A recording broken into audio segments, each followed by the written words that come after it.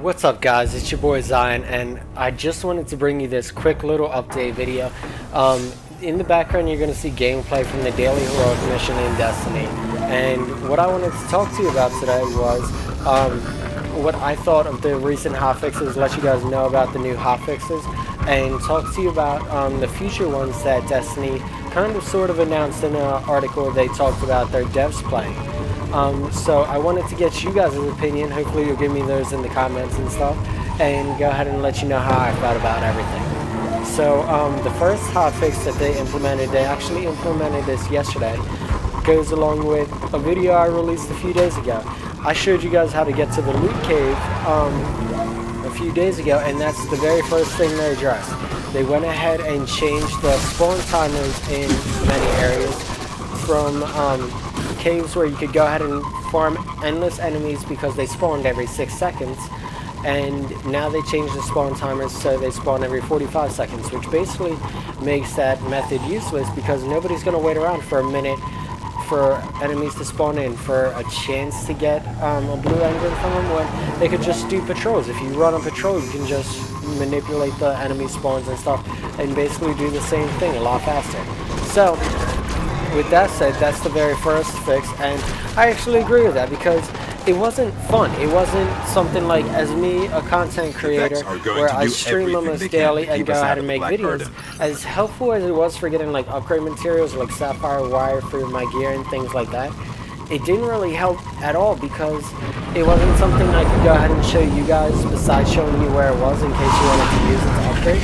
And it's definitely not something that I wanted in the game. I don't agree with having things like that. I don't mind being able to spawn things like that and use things like that to benefit yourself, but it shouldn't be in the game. It's just a broken part of the game, and I'm glad they took it out. The next thing they went ahead and fixed with it, however, is they went ahead and I guess we just keep going. They are talking about fixing the Cryptarch. I shouldn't say that they fixed him, but they're talking about it. They talked about how they wanted that level of randomness in the game because they thought it added a character to it, and they wanted it to be like a random chance you got stuff, and they didn't understand that it was going to annoy people that they had a legendary engram, and it's happened to us all. You have a legendary engram, you have a blue engram, and you're like, oh my god, I'm gonna get actual useful gear, I'm gonna get a blue gun, I'm gonna get a blue chest, I'm gonna get a legendary gun or chest, and you go ahead and turn it in, you get upgrade materials, or you get gear that's below that, like turn in a legendary engram and get green gear, or turn in a blue engram and get green gear. You don't get anything useful, and it doesn't help you level up. And I'm happy they're going to fix this in the future. I know it might take a little bit because they have to basically rewrite an entire character that's based around randomness. So I understand the wait for that, but once they get it fixed, I feel like it'll be a great part in the game. And it kind of leads into my next topic. They went ahead and talked about they wanted to reward people for grinding to level up, and they wanted rewards that seem kind of insignificant in the game currently to be more of a thing and have more fanfare, because they thought like doing things like the Vault of Glass, where it's a monumentous task, or doing the daily heroic where you get upgrades and stuff, and you get things that aren't really a big deal, and then like getting experience, or if you get a legendary engram, they kind of just made it like a little note you have to watch like down in the bottom left corner with the chat that also tells you when people dance and stuff like that. They wanted to add more fanfare to it and make it so it was an actual big deal to complete things and you actually felt like you accomplished something. So that's another one of the future fixes they talked about. They also want to work on balancing their game. So they talked about things like their assault rifles are going to get nerfed in the future because they feel like their assault rifles are dominant at all ranges. You can use your assault rifle at close, long, medium range and basically wreck shit because you can spray out bullets like a bullet hose. It's kind of like a Call of Duty-esque SMG, where they're the dominant thing in certain games. Like especially you get into games like Ghosts and stuff, you don't really see assault rifles or things like that. You only see SMGs because they'll destroy you quickly. Kind of like with a Call of Duty Black Ops or something like that. So they want to go ahead and balance their game to make it so that their guns are actually working at the ranges they intended them to. So they want to go ahead and nerf the assault rifles at long range and make it so assault rifles aren't as devastating from long range, and you actually want to use like a scout rifle or pulse rifle, which is actually intended for long range, and go ahead and use that instead of using your assault rifle and actually use them situationally, which I think is a good idea.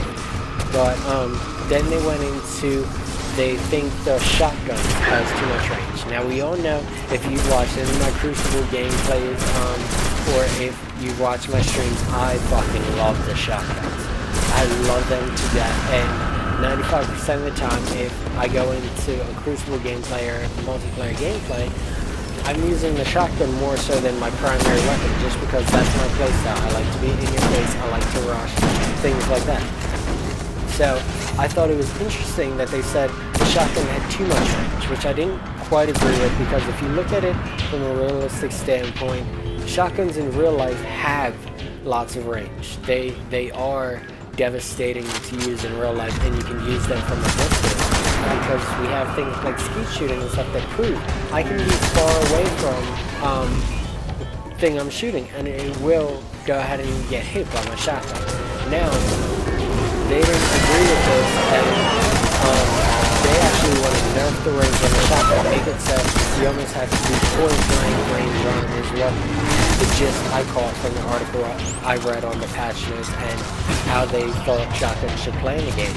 And I didn't agree with this, because I don't think you should limit the range of a shotgun, because your two main secondaries are a shotgun or a pulse rifle. There are certain maps like the Moon and stuff where you have to use snipers, or you don't have to, but many people choose to, and the shotgun isn't really used on these maps. Unless you're running around on B, capping flags, the shotgun isn't used like it should be on certain maps. And I understand their point. They don't want people to be far away with shotguns and wrecking people, but at the same time, how are you going to balance out the fusion rifles or the fusion rifles and the shotguns? Because right now I can use a fusion rifle just like a shotgun in multiplayer and have it be a dominant force. Where I had a 4.0 KD running around using take them out. Using a shotgun or using a pulse rifle, fusion rifle as a shotgun, and I completely understand like that. Probably not how they intended it to be. Maybe fusion rifles, so they're absolutely like tanks. They can demolish things and pump out damage like it's nobody's business. But at the same time, how are you going to go ahead and talk about the shotgun has too much range when I could use a fusion rifle, which I'm guessing they meant to have more range? Well, if I get up close like how you intend to use the shotgun, I'm a dominant force and can sometimes even beat out a shotgun, depending on how well I timed my charge and how well I timed charging people with my fusion rifle. So I think that could be an issue balancing wise if they go ahead and lessen the range on the shotgun, is fusion rifles will become the dominant secondary, which I understand they could potentially become already. A lot of people do prefer the fusion rifle, and I know I get aggravated when I play a game against someone who's using the fusion rifle as their primary and going ahead and taking out everything but charge shots and things like that. I do get aggravated. I'm sure other people do as well. And it's one of those things, if you want to balance your game, I think you should go ahead and look at how nerfing the shotgun's range would affect fusion rifles and things like that. That's my rant. But to keep moving on with our topic and to go ahead and talk about the next point and issue that they had, was they had guns such as the Thorn. Exotic weapons, the Thorn and Bad Juju were the two they named specifically in the article, where it's 2 specific exotic weapons where you literally had to grind to get this exotic bounty, get legendary engram, to go ahead and get the Thor or the bad juju, and these guns came across as underwhelming. It was definitely something where you didn't feel like it had the punch an exotic weapon should have. It sounded like what an exotic weapon should have. It felt like one, but once you shot it and hit someone, you felt like it was underpowered. It was nothing special. You actually preferred your legendaries and your blues over your exotic bad juju or your Thor. And I'm speaking completely player-by-player preference-wise, because there's some people who will claim they absolutely love their Thor and they didn't like it at first, but now they do. Things like that. There's absolutely players that love their Thorns. I haven't had the pleasure to go ahead and play with either the bad juju or the Thorn yet, so I couldn't go ahead and commentate and give my opinion on either gun. But I do believe that as much work as you have to put in to get an exotic weapon, or as much luck as you have to get the correct exotic weapon, they should definitely feel 100% like you could go ahead and rape face with these guns just because they are exotic. There should be no question that they should feel somewhat overpowered, and the fact that there are exotics that people are saying aren't living up to that standard is a problem. I feel like that's something that you definitely fix, and I'm glad they're looking into and have taken the time to go ahead and look at what the community said as far as that. Now, another thing they were going ahead and talking about is buffing scout rifles and things of that nature, because they wanted to go ahead and promote balance. That's where everything is. And a fucking legendary engram in the gameplay behind us. Fucking A. But we'll go ahead and get back on topic before we go off on a whole rant about engrams and stuff. They went ahead and are going to buff a bunch of guns, and it just goes along with balance. They want to buff pulse rifles and scout rifles and nerf assault rifles. Do I feel that's a good balance? Sure. If you feel like the assault rifle should fall off at a certain range, I completely understand that. But at the same time, I feel like you should really watch how much balance you get. You don't want it to become like Black Ops or Call of Duty, where you limit the ability of certain weapons and force people into specific playstyles, when this is supposed to be MMO, like build your own character, play how you want. So I feel like it goes down a slippery slope. It all depends how they handle the buffs and nerfs and everything. So it'll be interesting to see how everything the heart works is out. just beyond here. And This is just one one last big thing machine. they went ahead and Get me close to the fixed cluster. is with this Queen's Wrath. I posted a video yesterday of how you could go ahead and get guaranteed legendaries in the Queen's Wrath, which I thought was fucking awesome. Great, go ahead and make it so I don't have to grind for a legendary. I just have to play a specific mission and I get a guaranteed legendary. Cool, fucking awesome. But now they're talking about when we broke down, because like in the video I talked about, I had several chests. They all had about the same stats, except I had actually worked on one and bought the stats. So I was breaking down their chests. Well, the problem is they made it so when you broke down their chests, you got ascendant material, which you need to further upgrade legendary armor and legendary gear. I think that's amazing that they went ahead and did this, because now it takes all that grinding, public events and everything out of the game, and it makes it so it's worthwhile to go ahead and do these Queen's missions and everything, because one, you get a guaranteed legendary, and two, break down some guaranteed legendary. You get ascendant material to upgrade the guns and stuff you already have. So I think that's awesome that they had that in the game. And now that they're taking it out, I feel like it's just going to become another thing you have to grind for ascendant material, and it'll become something that's a challenge, which they don't want this game to become something where it's like a Borderlands 2 and it takes hours of grinding to get decent gear and upgrade your gear and stuff. That's the one place they don't want to get, is take it into a system where it requires you to grind out to have any kind of competent gear. Because we've seen how games like that. Like, we've seen Borderlands 2, than other games where it takes hours of grinding to get the right gear just to be able to play it endgame. And that's not what they want. They definitely don't want this game to become something where it's an absolute pain in the neck, because it's going to go ahead and turn away a lot of their fan base.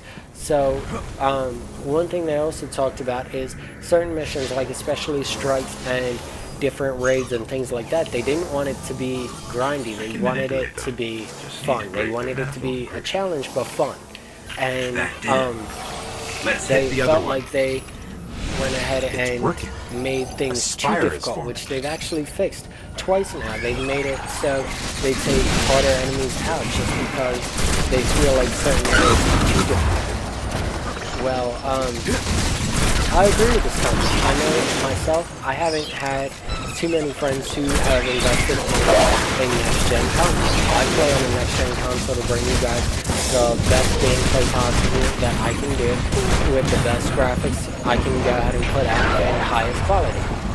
Well, I know a lot of my friends can't afford to go ahead and invest in a next-gen console right away and to go ahead and change everything they've been playing on. So they have the game on a different system and I can't play with them. So a lot of this I play solo. I did the weekend strike with 3 people and they definitely leveled it to be meant for a full strike team. They had that, and if you guys watch my stream, it's a several hour long stream in which I sit there and grind out, and I do mean grind out. Almost cried a little bit when I finally beat it because it was such a tough mission playing solo that you go ahead and notice, you start to notice that they didn't make this game where it's really meant later on to be played solo. They make it tough for you to play solo at endgame, and I'm not even fully leveled up. I'm actually 6 levels under the level cap, and they went ahead and made it so this game was ridiculous to beat, even though I was on level with the mission. So those are just a few things they went ahead and talked about. Some future patches they talked about implementing things like the Cryptarch, where they wanted to make it so it wasn't such a randomness. You weren't disappointed going to the Cryptarch. Engrams didn't mean anything because you didn't get the guaranteed loot. So I'm happy they went ahead and they're looking at what the community is saying. You could tell by some of the future patches they're talking about, some of the future fixes and everything. They're definitely paying attention to what the community is saying. And on top of that, they have the developers playing the game. They can go ahead and see firsthand how frustrating it is to go ahead and get engram from something and know that it's not going to be worth shit. So, I think that's going to be the end of my rant, guys. I absolutely love what they're doing with this game. I think it's awesome that they're paying so much attention to what people are saying and how the game plays, and going ahead and trying to implement as many fixes as they can to go ahead and fix the game. So I want to thank you guys for watching. I know it's been a longer video, but I felt like I wanted to get my opinion out there and go ahead and address this. And hopefully you guys just give me your feedback on what you think about the recent changes and the recent patches and how you think it's going to affect the game, especially endgame wise. So thank you guys for watching. I hope you enjoyed the video. I hope it helped some of you guys out and you learned something new, and it helped you understand some of the recent changes to the game. If you enjoyed the video and want to go ahead and support me and show me that you enjoy what I'm doing and want me to keep doing it, go ahead and leave a like, a comment, subscribe, anything to go ahead and support me and let me know that you enjoy what I'm doing and want me to keep doing it. So thank you guys for watching one last time. I'll see you guys later. Peace.